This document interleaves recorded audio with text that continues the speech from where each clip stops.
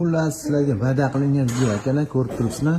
4 metrga, hop, uzunasi 9 metr joyimizga hop, yulduzchali fasonimiz ustunovka qilayotgan jarayoni mana ketyapti. Mana shu detalimizni chetigacha 79, va bunaqasi 66.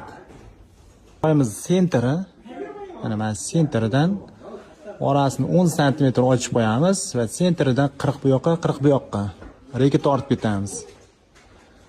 10 sm ochgandan keyin shundan 2 qator reka tortamiz. Mana shu ko'rinishga keladi.